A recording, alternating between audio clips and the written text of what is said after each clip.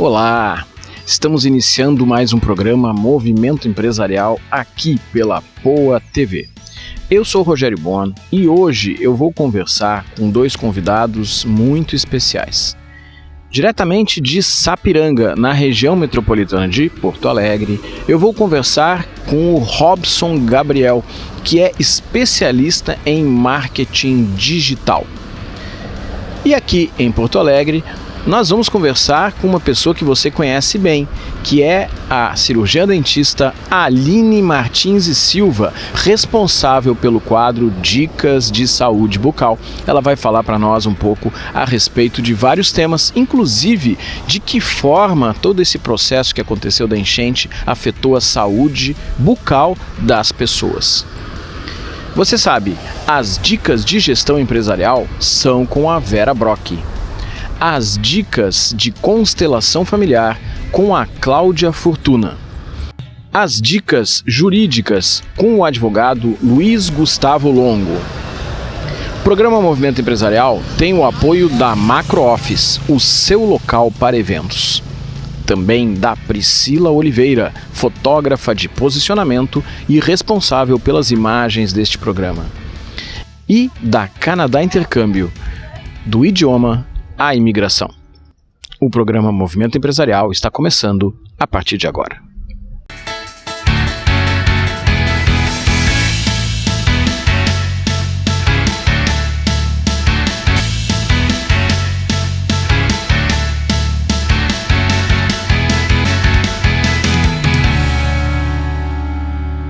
Nós vamos conversar diretamente de Sapiranga, que é a região metropolitana aqui de Porto Alegre, com um empresário da área de negócios digitais, marketing digital, um especialista aí reconhecido nacionalmente, que é o Robson Gabriel, que é diretor da Creative AGD. Robson, seja muito bem-vindo aqui ao nosso programa.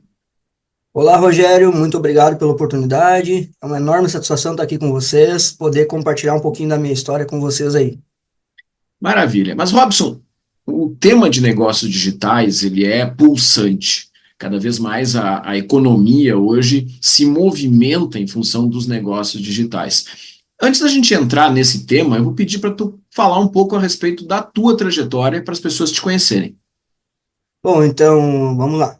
Eu comecei no mercado digital em meados de 2016, comecei a estudar essa área.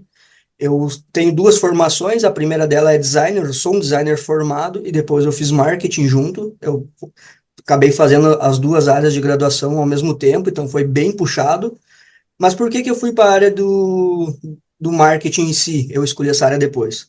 Porque eu percebi uma mudança de comportamento no consumidor, e a gente sabe que toda onda que ela traz mudanças, tu tem oportunidades, né? Então, todo designer, eu sempre falo, na minha área como designer, por exemplo, tu acaba olhando muito para o mercado. Tu tem que pensar muito. E o marketing não é diferente. Só que o marketing, ele te dá uma escala absurda. Absurda. A nível nacional e global, né? Então, eu fui mais para esse lado de mercado. E ao longo do tempo, eu olhei algumas questões de posicionamento empresariais. Então, por exemplo, as empresas, elas focaram muito no marketing digital tradicional, que é o convencional. A minha área, a minha empresa, ela é focada no neuromarketing, que ela é um pouco diferente. A gente, além de estudar todo o comportamento do consumidor, 80% do nosso trabalho é focado em comportamento do consumidor e pesquisa de mercado. Então, a gente faz mapeamento de mercado. Então, a gente mapeia tudo, idade, público, poder aquisitivo da região, para poder montar um projeto. Ou seja, o que as pessoas acham que o marketing é só apertar botão, na grande maioria das vezes, na verdade não é. Existe um enorme trabalho por trás de inteligência, de estudo, de pensar como que tu vai comunicar. Porque uma coisa que eu sempre falo, Rogério, é o seguinte: Sim. O marketing, ele só é uma ponte, tá? Entre a tua construção de oferta, a tua construção de marca e o cliente. E as pessoas acham que o marketing, ele é o último setor de uma empresa. Na verdade, ele é tão importante quanto o setor comercial. Porque se não existe marketing, tu não distribui a tua mensagem, tu não manda a tua mensagem, a tua marca ao mundo. E se tu não tem esse alcance, tu também não tem muitas vendas, né? Então, foi mais ou menos essa linha de raciocínio que eu fui atrás, fui me desenvolver. E aí fiz vários cursos também no Instituto Brasileiro de Neuromarketing. onde que a minha formação principal, a minha especialidade principal é o neuromarketing. É um pouco diferente do tradicional, porque o tradicional ele vai fazer ações pontuais. E o neuromarketing ele trabalha mais com a criação de projetos. Criação e modulação de projetos, assim por se dizer. E o neuromarketing, como tu falaste, ele leva bastante em conta o comportamento do consumidor, a mudança do comportamento. A gente pode dizer que nesses últimos 5 anos, desde o período da pandemia, houve uma transformação no comportamento do consumidor, uma aproximação ainda maior com esse mundo digital? Perfeito sua pergunta, com certeza. Pelo seguinte, eu vou te dar um exemplo. As pessoas hoje em dia, elas estão indo para um lado de consumir experiência ao invés de produtos. Uhum. É isso que faz uma pessoa deixar de pagar 70, 80 reais numa pizzaria na esquina da casa dela e atravessar a cidade e pagar 250 num ambiente temático. As pessoas estão buscando experiências. Então, quando ela quer consumir somente um produto, aí vem o digital, aonde que tu consegue fazer com que o teu produto chegue na casa da pessoa sem que ela saia de casa. Então, essa facilidade, digamos assim, em as pessoas fazer compras é o que deu uma potência no mercado digital. Porém, agora está vindo uma segunda etapa de comportamento do ser humano, onde a gente está buscando as experiências. Só que se tu não tem um canal de comunicação direto com o consumidor, aonde tu faz o teu networking, porque eu sempre falo, o marketing, ele nada mais é do que investimento em relacionamento. Tu tem Uhum. que investir no relacionamento com o teu cliente. Se tu não faz essa ponte direta de chegar no seu cliente, tu não vai conseguir mostrar para ele qual que é o diferencial da tua empresa. Então, cada vez mais é uma tendência que os espaços das empresas elas tenham que se remodelar e deixar os seus ambientes muito mais atrativos e conchegantes para que faça com que aquele cliente ele se disponha a sair da casa dele, se organizar com horário, com agenda, com trânsito e ir até o local de consumo. Então, o marketing está vindo para ajudar a sofisticar esse mercado, de uma forma saudável, é claro. Trouxeste uma questão importante, Robson, porque a gente vê hoje muitas pessoas começando a trabalhar no marketing digital ou até mesmo se colocando como especialistas em marketing digital sem uma formação adequada, sem um estudo adequado. E muitas vezes a gente vê profissionais que o que fazem é postagem no Instagram e se colocam como profissionais de marketing digital. É necessário uma profundidade muito maior, é necessário um preparo para lidar nessa área. O que que acontece? Existem vários canais de comunicação com o teu cliente. Então, eu vou te dar um exemplo. Um deles é o Google. Para que tu consiga fazer com que as pessoas te encontrem no Google, tu vai precisar de um site, certo? Tu vai precisar de uma boa estratégia. Então, esse é um canal de comunicação. O segundo canal de comunicação pode ser o YouTube, pode ser o LinkedIn, são vários canais, certo? Só que tu tem que pensar o seguinte, tu precisa atingir o maior número de pessoas possíveis para que tu consiga vender mais. Todas as ferramentas, a gente sempre fala o seguinte, a rede social por si só, o nome já diz tudo, é uma rede social, é uma rede de retenção. O intuito da ferramenta é reter a atenção dos usuários ali dentro, certo? E dentro disso, existe uma janela de possibilidades de tu fazer ações onde tu vai vender. Só que tu concorda que se tu só alimentar a tua rede social, tu está alimentando para quem já te segue, para quem já te acompanha, tu não está alimentando para pessoas que não seguem conhecer o teu trabalho quando tu só fica fazendo postagem, que é o Não que a fura a grande bolha, maioria né? dos Fica dentro especialistas da tua ficam própria fazendo, bolha. né? Exato. Além disso, ele fica com uma cara de panfletagem digital, Uhum. certo? Porque a maioria das pessoas que trabalham nessa área, eles precisam produzir muito material gráfico, mas muito. Então, tu vai ver que todos as empresas que eles atendem têm todas a mesma cara. Porque quando tu vai fazer um trabalho diferenciado para uma empresa, que tu vai pensar em tudo, tu não vai trabalhar só com aquele postzinho feed, tu vai trabalhar com carrossel, tu vai trabalhar com vídeo, tu vai pensar no conteúdo, e isso demanda estratégia e tempo. Isso demanda estratégia e tempo. E, em contrapartida disso, a primeira etapa, digamos, a primeira camada é tu produzir isso, tá? Eu sempre falo, as pessoas que se colocam no mercado digital e vendem para o empresário a ideia que ele não precisa vender conteúdo, que ele não precisa produzir conteúdo para vender mais, ele está mentindo. O cara que te fala que não está produzindo, que não precisa produzir conteúdo, se tu acessar a rede social dele, tu vai ver que ele produz conteúdo que ele posta 4, 5 vezes por dia para poder impactar muita gente. Então ele está fazendo algo diferente do que ele está te vendendo, que isso é um grande erro do mercado. E no contraponto disso, existe as ferramentas de entrega, que uma delas é o tráfego pago. Tu pode ter uma excelente produção de conteúdo, mas tu vai precisar produzir 100, 200 vídeos para que um viralize e atinja 20, 30, 50 mil pessoas. Em contrapartida, o tráfego pago alcança isso em um dia gastando centavos. Então, a contrapartida é, um não vive sem o outro. Tu precisa de uma boa produção de conteúdo para que entregue a tua mensagem. Os clientes, eles vão vir até o seu perfil, vão vir até os seus canais de comunicação, eles vão ver o teu posicionamento como marca. Mas se tu não tem esse canal de entrega, que é o que o tráfego pago faz, tu não faz com que a tua mensagem chegue do outro lado. Então, uma coisa não anula a outra. Entende? A grande maioria dos profissionais só se especializa ou só sou social media, ou só sou designer gráfico, ou só sou gestor de tráfego. Eles não entendem que um neuromarketing ele vai fazer um projeto completo. Ele não vai fazer só o serviço A ou só o serviço B. E esse é o diferencial da minha empresa, o diferencial da nossa aposta no mercado. A gente vende um projeto completo. Eu não vendo só tráfego pago. Eu não vendo apenas um serviço, eu vendo um projeto completo. Robson, então conta para nós um pouco sobre a Creative AGD, né? Como é que ela nasceu especificamente, como é que ela atua, como é que tu colabora com o desenvolvimento dos projetos dos teus clientes? Então, tudo nasce de acordo com o desejo do meu cliente, tá? Então, no primeiro momento, a gente chega, a gente conversa, a gente troca uma ideia, eu tento entender qual que é o produto dele, qual que é a aceitação no mercado, qual que é o público-alvo, e a partir disso, eu sempre falo, eu gosto de desenvolver um projeto focado no relacionamento. É que nem uma dança, por se dizer assim, tu precisa conduzir o teu cliente, tu precisa gerar desejo nele, conduzir ele para o caminho que tu quer levar. É que nem uma dança sutil, tu não pode ser agressivo. Então eu sempre falo para meus clientes, a gente foca tanto na experiência, Rogério, que a gente não vende. Uhum. A gente acaba não vendendo de uma forma direta. A gente vende o tempo todo sem parecer que está vendendo. Por quê? Porque em vez de eu ir lá e fazer uma publicação falando sobre características do produto, preço do produto, um desconto, um frete grátis, eu vou vender a experiência do produto. Vou dar um exemplo muito claro disso. A Coca-Cola. Tu nunca vai ver eles postar uma campanha falando Coca-Cola na promoção. Nunca. O que que é a propaganda deles? É a família inteira reunida no Natal, confraternizando todo mundo junto e a Coca-Cola ao centro. A Coca-Cola só faz parte de uma experiência. Mas quando tu pensa em confraternizar com a tua família, qual que é a marca que tu lembra? Entende? Claro. Então, isso é o neuromarketing, isso é o que faz. E o que me fez olhar para esse mercado, né, a nossa empresa, ela já está. Eu sempre falo, eu sempre fui um empreendedor nato. Fui Uhum. CLT por muitos anos, trabalhei em grandes marcas como a Arezzo, como a Olímpicos, né? Um grande, graças a Deus, ali eu consegui ter muita experiência nas áreas que eu precisei.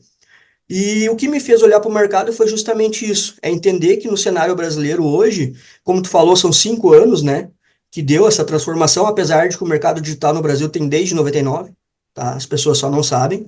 Por exemplo, a pandemia, quando deu em 2019, eu já estava preparado para poder entrar no mercado. Só que eu já tinha entrado muito antes, eu entrava em 2017. Só que nessa época, Rogério, era muito engraçado. Eu chegava, batia em 100 empresas na porta, caminhando mesmo, chegava na porta, de cada 100, um empresário me dava a oportunidade de conversar com ele. Entendeu? Para tu ver como Mudou mudou as coisas, completamente. né? Mas para tu ver como o cenário está mudando. E é uma tendência cada vez maior, tá? Cada vez maior que todas as empresas venham para o mercado digital. E o contraponto, a pergunta que fica é: quais são as causas que a tua ausência no mercado digital pode trazer de negativo para a tua empresa?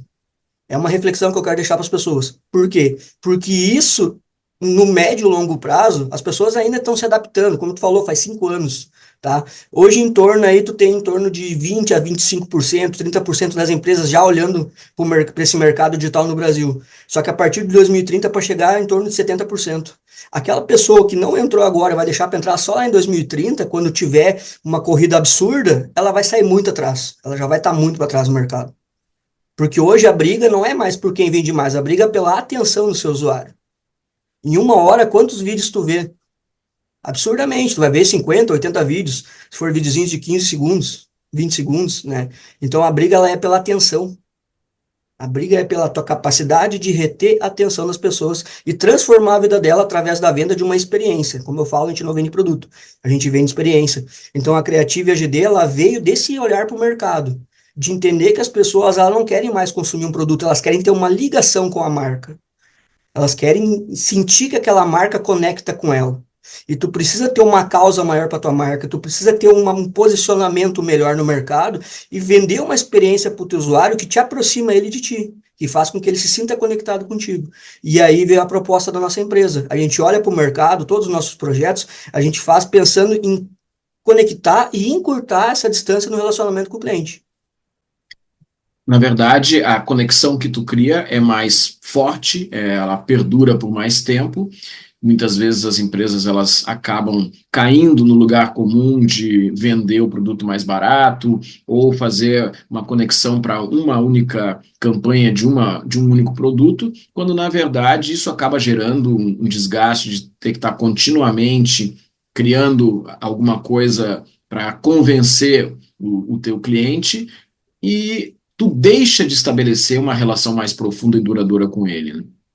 Mas, Robson, existe um aspecto também que tu tocaste, mas eu quero aprofundar contigo, que é o canal certo para cada coisa, né? Não significa que o mundo gira em torno do Instagram apenas. Não, existem outras mídias sociais e existem outras formas de se acessar o público, né? Perfeita a sua colocação, perfeita a sua colocação. Quando a gente vai pensar no canal certo, a gente começa a entrar nos níveis de consciência das pessoas. Hoje a gente tem mais ou menos três níveis de consciência, que é o consciente, o subconsciente e o inconsciente. Vou te dar um exemplo. A rede social, ela é uma rede de atenção onde tu vende desejo. Tu cria ações para despertar o desejo da pessoa em consumir aquilo. Outra rede social que ela é muito boa para venda de produto é o Google. Só que eu vou dar um exemplo para ti agora. Quando tu tá com dor de dente, tu já tem uma dor latente, que é a dor do dente. Tu já sabe quem que é o profissional que tu vai procurar. Então tu vai entrar no Google e vai pesquisar dentista na cidade tal, certo? Comportamento padrão de todo mundo. Ou seja, o teu nível de consciência, ele tá totalmente consciente. Tu sabe o que tu precisa e tu quer sanar aquela dor.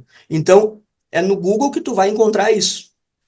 Então, a rede social do Google, dependendo do tipo de serviço, agora eu vou entrar em algumas áreas que a gente utiliza muito o Google, por exemplo, a área de odontologia mesmo, quando tu quer fazer um tratamento de canal, vai ser no Google que eu vou vender serviço. Quando eu quero fazer uma prótese protocolo, né, vai ser no Google que eu vou fazer serviço. Agora, quando eu quiser vender uma lente de contato, que aí já é desejo emocional, não é só a dor física, é muito mais pro lado vaidade do ser humano, muito mais para esse caminho, eu já vou vender na rede social.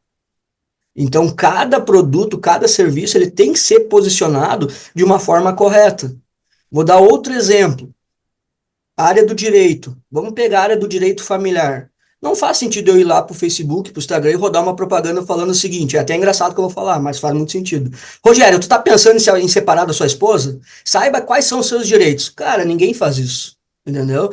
A pessoa que vai pesquisar por um advogado, ela já vai pesquisar quando ela já tá com um problema latente, então ela não vai para rede social. Ela vai pro Google, vai pesquisar advogados que trabalham na área de direito familiar. Então, cada produto, cada serviço, ele pode ser muito bem pensado em qual canal de comunicação eu vou colocar ele.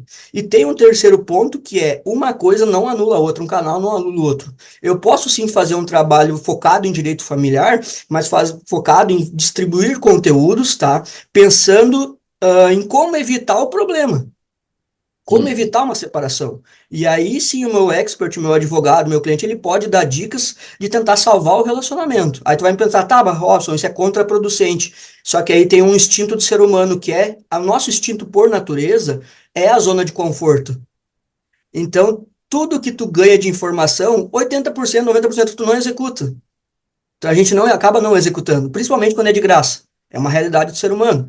Ou seja, acaba que cada serviço, cada produto, ele tem um canal certo de comunicação. Um não anula o outro. Porque a pessoa que está no Facebook, ela viu algo relacionado a matrimônio, a separação, a direito familiar, quando ela for pensar, ela vai no Google. Só que ela já tem uma pessoa em mente que ela viu falando. Aquilo ali, ou seja, aquilo potencializou aquele pensamento nela, aquele nível de desejo, e ela foi para o Google e entrou em contato com o especialista. Então, uma rede não anula a outra. Mas existem serviços que vão ser melhor vendidos no Facebook, e existem serviços que vão ser melhor vendidos no Google, outros que vão ser melhor vendidos no LinkedIn e assim por diante. Robson, tenho certeza que as pessoas estão gostando muito das tuas dicas, eu também estou, mas a gente precisa encerrar esse nosso bloco e eu vou pedir para tu deixar uma mensagem aí para as pessoas que estão nos assistindo. Bom, a mensagem que eu deixo é: pensem na capacidade de reter atenção, a economia da audiência e linguagem de conexão. Tá? A tua linguagem de conexão ela tem que se conectar direto com o seu público. E tu tem que saber reter a atenção do teu público. A briga não é mais por quem compra de ti, e sim a tua capacidade de reter a atenção para fidelizar esse cliente. Mais difícil que conquistar um novo cliente é tu manter os antigos que tu tem. E as empresas deixam milhões em cima das mesas, milhões, porque elas não alimentam os canais de clientes que já estão na linha, na base delas. já estão na base delas. Ou seja, a minha mensagem é, mais do que captar um novo cliente, aprenda a cultivar os seus clientes. Muito bacana. Obrigado, Robson Gabriel, diretamente de Sapiranga, aqui na região metropolitana de Porto Alegre, que é diretor da Creative AGD. Muito obrigado. Eu que agradeço, Rogério. Muito obrigado.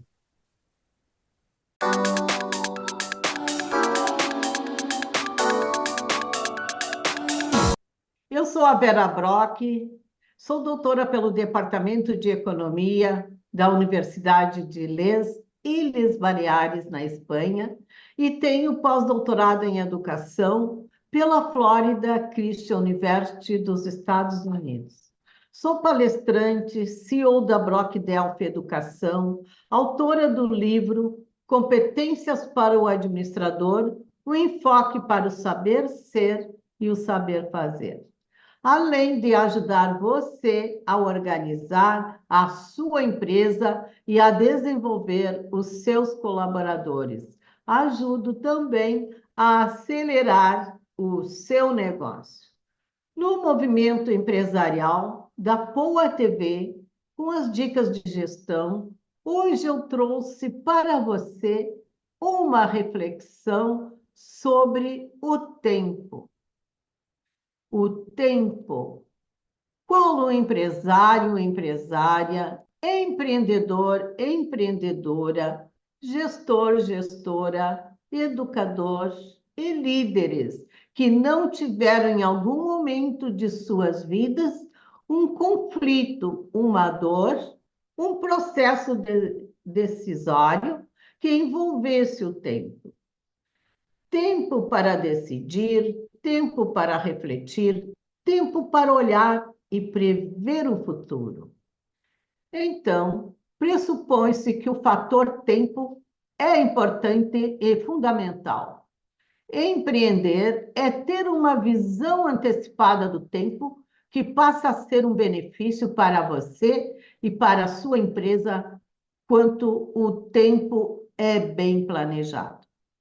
Uma vez que você decidiu ser um empreendedor de sua vida e do seu negócio, organizando-se para um conjunto de atividades, deve observar as principais funções, as principais atividades da sua empresa, da forma com que você organiza o seu tempo.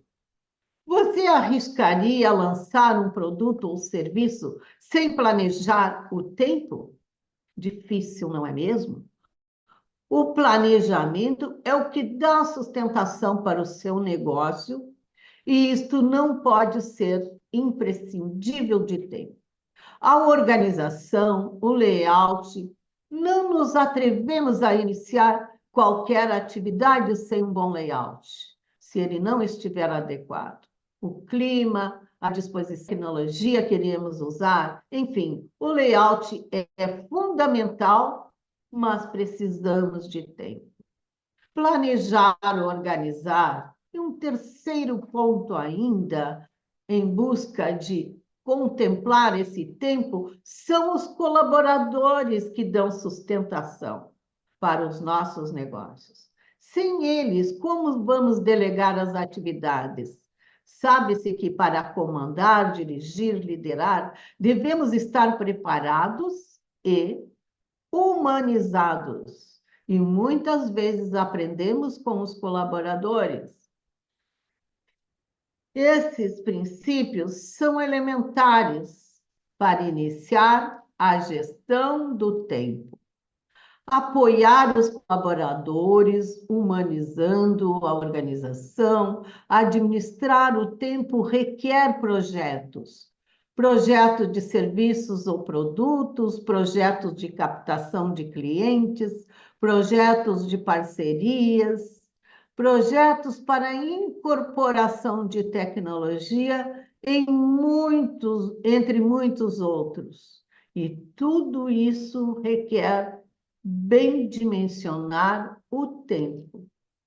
Assim, você passa a modificar o perfil da sua empresa e acelerar o seu negócio. Você pode contemplar as transformações e se sentir feliz em sua vida empreendedora.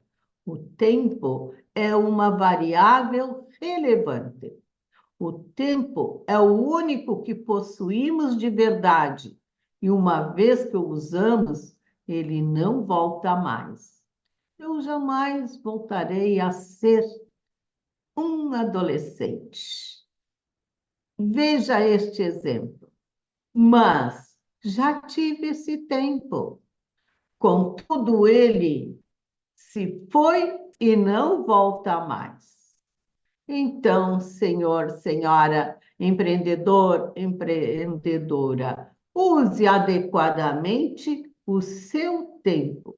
Um gestor, para aproveitar bem o seu tempo, precisa usar ferramentas e instrumentos de gestão, conhecendo, elaborando diagramas, fluxogramas que represente suas atividades e coordenando, controlando o tempo. Isso ajuda você a ter mais tempo, e isso é um benefício para você e para a sua empresa. Quando o projeto principal da sua empresa se imbricar com os demais projetos, com o uso de ferramentas e instrumentos de gestão, com segurança, o resultado do aproveitamento do seu tempo será exponencial, agilizando a visão criativa do tempo. Observe como você está usando o seu tempo. Muito interessante, não é mesmo? Gostou? Então, vem comigo para a próxima terça-feira, aqui com as dicas de gestão no movimento empresarial. Até lá!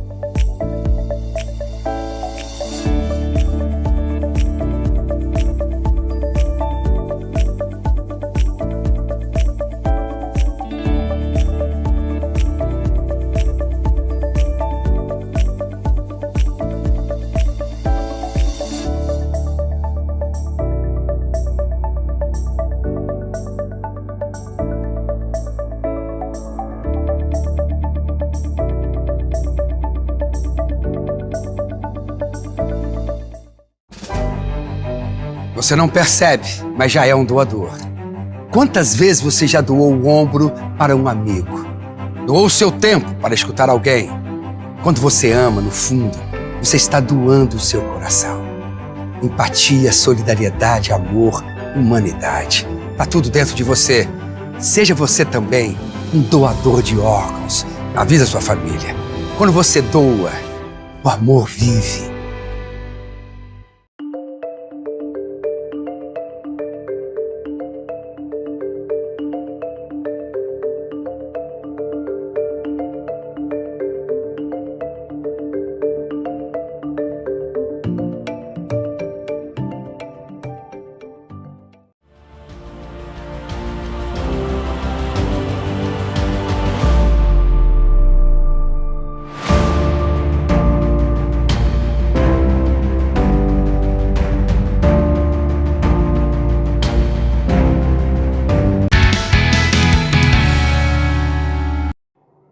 No programa de hoje, nós vamos conversar com a pessoa que você está acostumado a assistir em todos os nossos episódios. Ela, doutora Aline Martins e Silva, cirurgiã dentista, responsável pelo quadro dicas de saúde bucal. E nós estamos aqui no consultório dela, justamente para conversar um pouco sobre esse tema e outras coisas mais. Doutora Aline, seja muito bem-vinda aqui ao nosso programa. Muito obrigada, Rogério. É sempre um prazer estar participando desse programa incrível. Mas, doutora Aline, antes da gente entrar em alguns temas, especificamente a questão da saúde bucal e até mesmo alguns reflexos dessa tragédia que aconteceu com as pessoas, na saúde bucal das pessoas, né? Quero lhe pedir para falar um pouquinho da sua trajetória profissional. Como é que a Aline virou a doutora Aline Martins de Silva? Então, tá. Eu sempre tive um encantamento com a minha dentista. Então, a importância da gente, né, ter uma referência. Então, a minha odontopediatra era incrível. Então, vamos dizer assim que eu ficava encantada quando eu estava no consultório. E aí eu digo, vou ser dentista. Veio primeiro aquela vontade de criança, né, bem pequena. E aí, né, foi passando o tempo e aí fui pesquisando, né, fui me interagindo com o universo da odontologia e vamos fazer o vestibular, né. Passei no vestibular em Santa Catarina, o curso é 5 anos, então assim, foi bem desafiador. E aí eu digo, bom, vou voltar para Porto Alegre. E aí, a partir daí, comecei a minha carreira aqui em Porto Alegre, primeiramente prestando serviço em outros consultórios, né, para outros profissionais, e aí surgiu a oportunidade de montar um consultório. Nessa época, eu era CLT, eu era contratada de uma empresa, então durante um tempo eu fiquei CLT e tinha o meu consultório, que a maioria das pessoas começa, né, Rogério? E aí, no ano da pandemia, deu toda aquela reviravolta, influenciou diretamente os consultórios que ficavam no centro de Porto Alegre, porque o que aconteceu para reduzir o fluxo de pessoas, os prédios comerciais foram fechados, né? Então eu disse, bom, agora eu vou ter que tomar um novo rumo. E aqui para a Zona Sul, as questões dos prédios comerciais estavam mais flexíveis, então assim, eu digo, olha, agora é o momento de sair do centro e ir para a Zona Sul. E aí montei o consultório aqui e fui aprendendo como administrar um consultório. Então, durante muito tempo eu fiquei entre a CLT e entre o consultório. E na sequência da pandemia eu vivi só o consultório, que é um grande desafio, né? Então, foi a partir daí que eu comecei a entrar realmente no mundo dos negócios, porque antes eu confesso que o consultório não era o foco principal, né? Porque a gente acaba tendo ali, vamos dizer assim, a CLT e a gente acaba ficando um pouco, né, acomodados, vamos dizer assim. E aí, a partir daí, quando teve o desligamento do vínculo com a CLT, eu comecei realmente a exercer o papel de dona de consultório, né? A doutora Aline começou lá na faculdade, né, com os primeiros atendimentos, mas a empresária, dona de consultório, então fazem uns 3 anos que eu estou só com o consultório, né, administrando com as delícias e os desafios, né, de se ter um negócio. Isso é uma coisa muito interessante, porque muitas vezes os profissionais liberais, psicólogos, contadores, médicos, advogados e odontólogos, eles não se enxergam como empresários, eles se enxergam como o técnico daquela área específica. E isso, por vezes, torna mais difícil a gestão de uma empresa, porque um consultório odontológico, ele é uma empresa.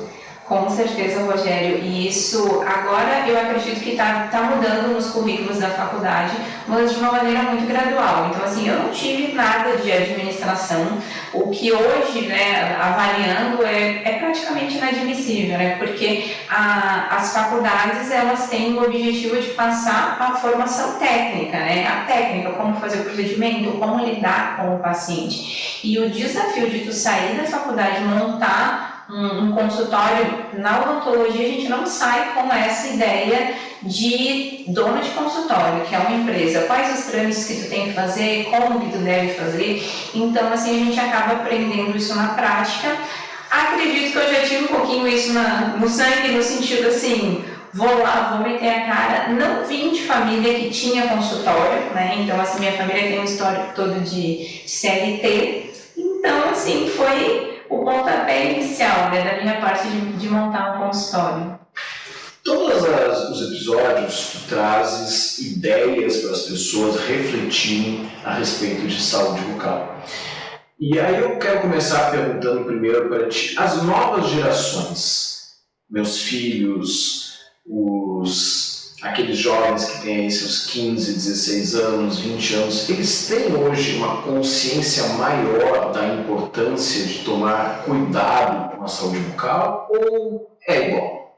Olha, Rogério, muitas pessoas têm essa dúvida, uma excelente pergunta, porque o que acontece? A maioria das pessoas entende que devido aos avanços, reduziu o número de cárie, reduziu o número de perdas dentárias, e não é o que tem acontecido. Então, assim, hoje o consumo do açúcar, ele aumentou muito.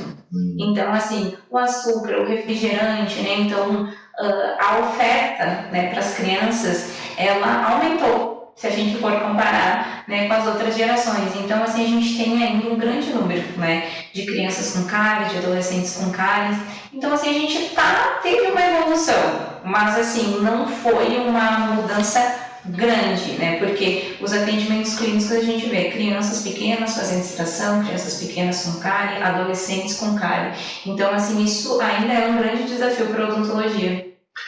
E hoje em dia a gente começou a perceber em várias áreas uma preocupação que, claro, sempre existiu, mas mais com as mulheres, que é a questão da imagem. Sim. A gente vê hoje os profissionais cuidando com a roupa que usa, cuidando com as cores. Essa preocupação com imagem chegou já na saúde bucal também? Sim, né? Essa preocupação hoje, ainda mais que depois da pandemia, o que a gente faz lives, né? Hoje é algo que é comum, fazer lives, vídeos de divulgação do trabalho. Então, assim, eu senti sim no consultório da pandemia para cá uma procura maior em relação à estética. Mas eu sempre gosto de frisar que a estética tem que estar caminhando com a saúde, né, Rogério? Então, assim, a primeira busca sempre é um sorriso mais claro, um sorriso mais iluminado, mas a gente precisa conciliar isso com a saúde. Então, antes de fazer a parte estética, nós precisamos cuidar se tem presença de cárie, se tem inflamação, se precisa alinhar o dente. Então, assim, é um conjunto, né? Então, eu sempre gosto de deixar bem claro ao paciente que procura meus cuidados que a gente vai sim fazer a parte estética, mas primeiro a gente vai cuidar da parte da saúde. E às vezes as pessoas têm a ilusão, uma incorreta percepção de que um problema dentário é uma coisa simples, é só um dente, mas isso acaba tendo a possibilidade de afetar a saúde da pessoa como um todo. Pode ser uma porta de entrada de muitos outros problemas. Com certeza, isso é uma dúvida muito frequente, porque o que acontece? Frequentemente a gente vê na internet, né, nos sites, enfim, casos extremos, né? Uma bactéria da boca chegou no coração, uma bactéria da boca chegou no cérebro. Essa é uma condição que pode sim acontecer. Claro que depende da imunidade do paciente. Então, assim, se a pessoa está com uma imunidade comprometida, Rogério, e tem uma infecção na boca, pode acontecer sim, porque que nem eu sempre explico para os meus pacientes, o sangue que passa no corpo todo também vai passar na boca. Então, assim, as bactérias, quando o organismo não está em equilíbrio, ela pode sim alojar a bactéria da cárie em outros lugares e aí vai trazer um comprometimento da saúde. Então, é de extrema importância a gente ter esse cuidado com a saúde bucal. Esse ano de 2024, nós todos vivemos aqui no Rio Grande do Sul, região metropolitana, região dos Vale do Paranhana e outros, uma situação muito crítica, que foi mais um daqueles chamados cisnes negros. Sim. Um episódio difícil de acreditar, que a gente imaginava que teria passado somente com os nossos avós lá em 1941, assim como a pandemia lá da gripe espanhola em 1916, 17, mas não. A gente acabou tendo uma situação de enchente extremamente grave. Isso trouxe reflexo para as pessoas no aspecto psicológico. Isso chega a afetar a saúde bucal das pessoas? Com certeza, Rogério. O que aconteceu, né, foi uma enchente de tamanhos que a gente não via há quanto tempo, né? E o que aconteceu? Teve sequelas grandes na parte da saúde bucal, porque a gente tem a questão do bruxismo, né? Que está relacionado, é um problema do dente que está relacionado com o sistema nervoso. Então, o que acontece? O apertar, o ranger dos dentes, que isso pode acarretar na fratura do dente, né? E aconteceu bastante. Então, assim, mesmo as pessoas que não era praticamente impossível não se envolver emocionalmente. Então eu tive muitas queixas em relação à dor no dente, dor de cabeça, dor no pescoço. Por quê? Porque a pessoa ela tracionou, né, toda essa região aqui, né, do rosto. Então isso teve vários números que aumentaram, as pessoas diretamente que estavam em abrigos. Então eu tive vários contatos de pessoas: olha, Aline, eu tô aqui num abrigo, quebrou um dente, tô com dor, o que não estava doendo começou a doer. Então assim, foi uma situação bem alarmante, e ainda hoje a gente vê, né, que as pessoas estão voltando à rotina. Muitas pessoas tiveram seus comércios, né, os seus negócios afetados, né? Então a pessoa que estava fazendo um tratamento, Rogério, ela teve que dar uma segurada por questões financeiras, né? Então, assim, eu posso te afirmar com certeza que as pessoas estão retomando as suas vidas, né? Parece que está tudo, né, normal na sociedade, mas eu vejo muitas pessoas aqui no consultório. Hoje eu atendi uma paciente que parou o tratamento por causa dessa questão da enchente, porque o seu negócio ele foi, as águas tomaram conta, então agora que está retomando o cuidado com a saúde bucal. E isso, o fato da pessoa ter uma dificuldade em retomar a vida, sem dúvida, acaba afetando todas as áreas, profissional, pessoal. E o bruxismo é uma epidemia hoje em dia? A gente poderia usar essa forma de se expressar? A gente pode usar, sim. Se a gente for avaliar, fazer o diagnóstico clínico, todas as pessoas elas têm um grau de bruxismo. Eu tenho um grau de bruxismo, tu tem um grau de bruxismo. O que acontece? Como ele está ligado ao sistema nervoso, Rogério, quando a gente vive essas situações, né, essas catástrofes, a gente tem a tendência, né, de desenvolver um apertamento ainda maior, né? Então, o bruxismo está associado com o dente e está associado com o sistema nervoso. Então, assim, muitas vezes a gente faz o tratamento em conjunto, com o psicólogo junto com o tratamento do dentista. Então, assim, posso sim afirmar que todas as pessoas têm um grau. O que a gente precisa é vir aqui no consultório, fazer o diagnóstico, para a gente poder controlar, né? Porque a consequência principal é conviver com a dor, né, Rogério? Imagina tu prestar um serviço, tocar uma empresa convivendo com a dor, né? Então, e ele vai refletir no sono. Pessoas que fazem um apertamento, elas não conseguem ter um sono reparador. Imagina, ao longo de dias, meses, anos, né? Isso com certeza vai afetar, né, nos resultados. E aí, para a gente se encaminhar para o encerramento do nosso bate-papo, ainda tem muita gente que tem medo de vir ao dentista. Isso é uma coisa que antigamente a gente via com muita frequência, as pessoas tendo medo de chegar no dentista. Ainda acontece isso? Acontece. Ainda acontece pessoas que viveram um trauma na infância, né? Por isso que eu falo que é de extrema importância, né? Sempre ter o cuidado de já começar a trazer a criança de pequeno para ela começar a ter um contato. Então hoje eu vejo que as pessoas quando entram no consultório, Rogério, eu brinco, ela regride, assim, parece que eu tô com... É um paciente adulto, mas eu olho no fundo do olho, parece uma criança de 5 anos. Porque o que acontece? Vem as lembranças, né? Então, assim, vem as lembranças de algum trauma, de alguma dor. Então, ainda é muito comum, mas, né, hoje a gente consegue fazer um tratamento de qualidade, com empatia, né? Que é a base do meu trabalho, né? Da gente acolher esse paciente e respeitar por etapas, né, e superando esse medo por etapas. E hoje a tecnologia também mudou bastante, então, e os tratamentos também evoluíram, são de fato situações muito mais humanizadas, né? A doutora Aline é a minha dentista, a gente tem sempre excelente atendimento e sempre o que tem de novo está aqui, né? Está aqui, então com certeza. Hoje a gente tem, em relação ao barulho do dentista, é reduzido, a gente tem anestesias mais potentes, né? A gente tem materiais que dão conforto e a gente tem a tecnologia, né, que ajuda, né, no planejamento para fazer um tratamento mais eficiente. Mas ainda assim é um grande desafio na odontologia, porque as pessoas ainda têm um grande receio, né? Então primeiro tem que dar o primeiro passo, né? E eu sempre digo, né, Rogério, tem que achar um profissional que entenda, né, que te acolha. Então foi o profissional, por algum momento não se sentiu muito à vontade, então não tem problema, né? Procura um outro profissional. Isso que é importante, é dar sequência. Vou pedir para tu deixar uma mensagem para quem está nos assistindo aqui no nosso programa. É um prazer grande estar aqui, estar contribuindo com as dicas de saúde bucal. Eu faço com muito carinho, com muito amor, para levar essas informações, né? Aqui que é um programa focado em negócios, né? Então, eu deixo meu carinho, né? O que precisarem, podem me procurar, que vai ser um prazer cuidar de vocês. Obrigado, doutora Aline. Obrigada, um forte abraço. Você continue com a gente, daqui a pouco tem mais Movimento Empresarial.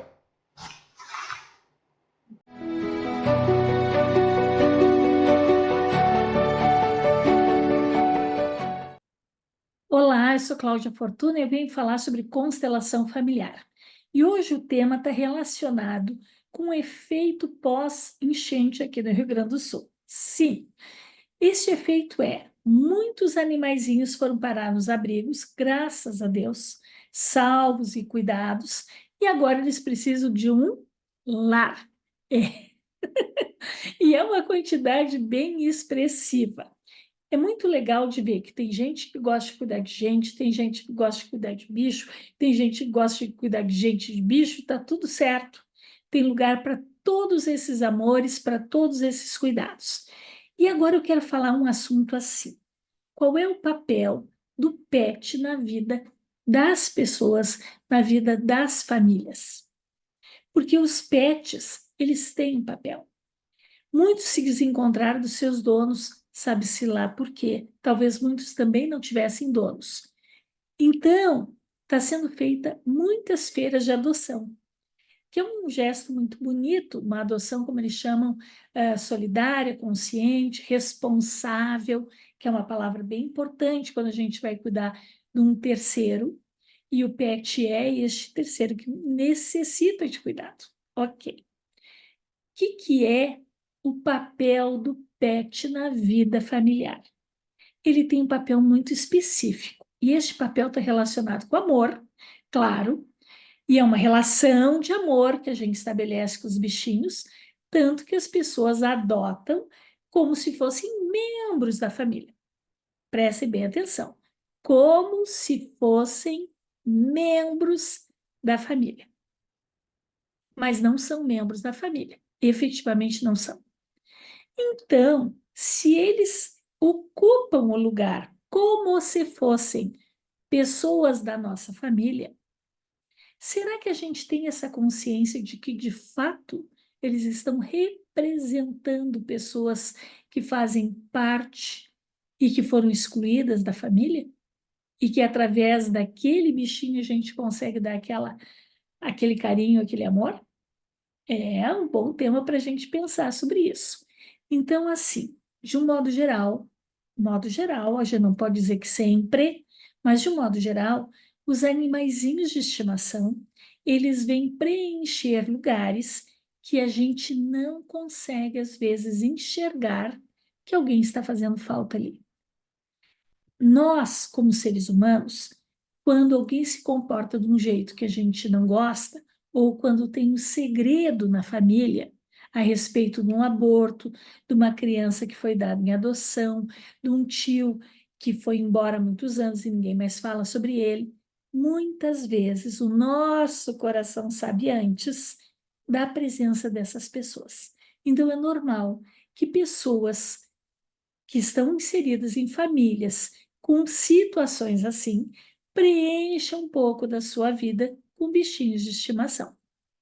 E eles vêm não só com este papel, mas eles têm um papel até de cura, porque eles unem os membros da família, eles dão um outro propósito, eles dão disciplina, por isso a questão da responsabilidade se torna uma questão bem importante para falar a respeito de adoção de pet, ok? Então fica a dica aí de constelação de hoje, abra o coração de vocês, deem espaço para esses bichinhos, adotem com responsabilidade, porque todos eles também precisam de amor e nós também precisamos de amor. Então, este relacionamento, que é um relacionamento que a gente recebe normalmente muito mais do que a gente dá, que é um amor incondicional, os bichos nos ensinam muito. Então, deem esse espacinho no coração de vocês e façam uma adoção responsável. Ok? Até a próxima dica. Tchau, tchau.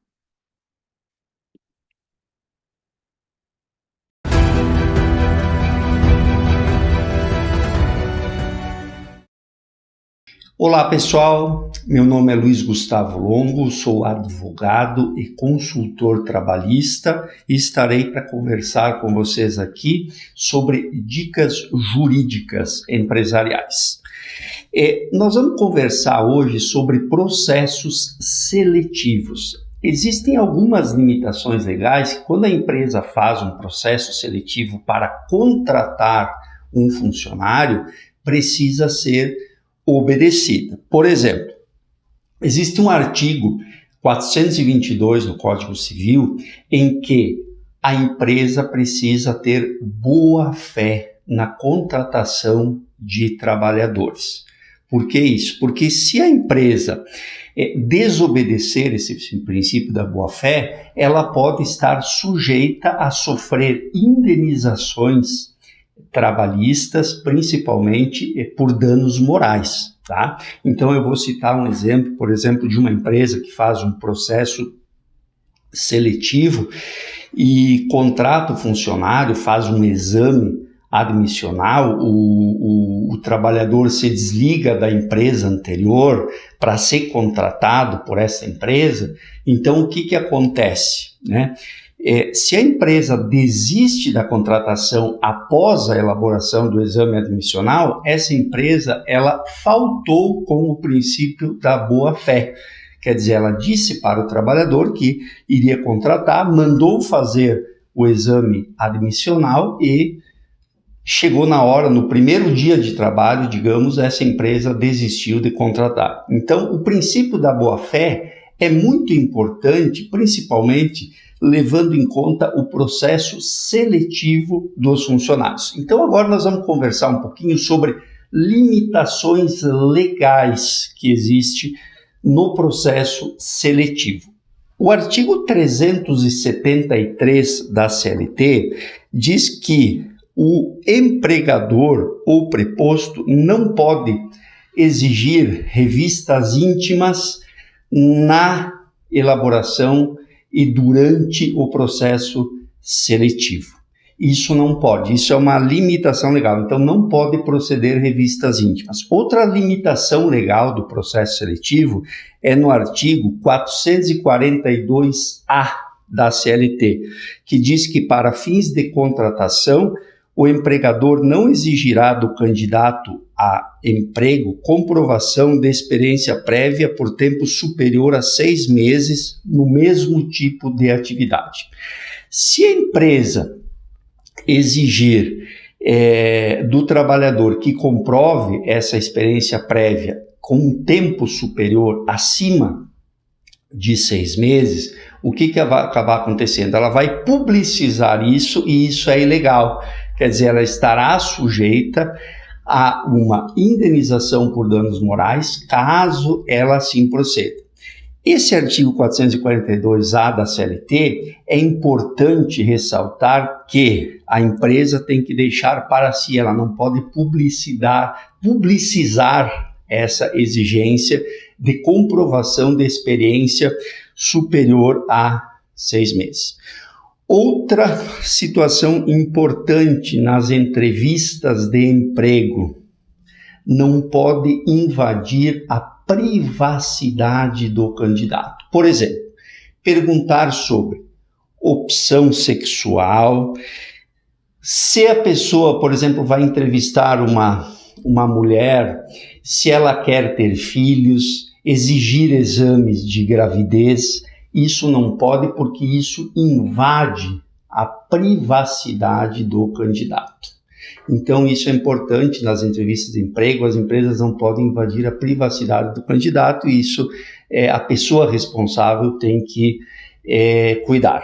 E por último, a gente não pode confundir atividade prática com treinamento, quer dizer, não se pode exigir atividades longas, por exemplo, de 1 semana, 10 dias, porque e se ocorre acidente de trabalho, né? O que a empresa vai fazer? Então, a atividade prática tem que ser rápida, não pode ser confundida com treinamento, porque senão estará sujeita a empresa a algumas penalidades, principalmente quanto a reconhecimento de vínculo de emprego. Valeu, pessoal. Até a próxima. Muito obrigado. Este foi o programa de hoje, onde nós tratamos de marketing digital e, mais do que isso, sobre as transformações no comportamento do consumidor trazido em função desta mudança pós-pandemia, da forma das pessoas se relacionarem, das formas que se criaram para desenvolver os negócios. Também falamos sobre a saúde bucal e de que forma até mesmo esse processo que aconteceu no Rio Grande do Sul, das enchentes e todas as suas consequências, afetaram a saúde das pessoas e, em especial, a saúde bucal. Todas as terças-feiras nós estamos juntos aqui na Poa TV falando de negócios, de oportunidades, de inovação, e eu te convido a entrar lá no nosso canal no YouTube, Movimento Empresarial, para conhecer todos os nossos programas. O programa é feito para você. Se você quer sugerir uma pauta, sugerir alguém para ser entrevistado ou algum tema que a gente ainda não falou, por favor, entre em contato conosco e traga a sua sugestão. Nos vemos na próxima semana. Até lá. Tchau, tchau.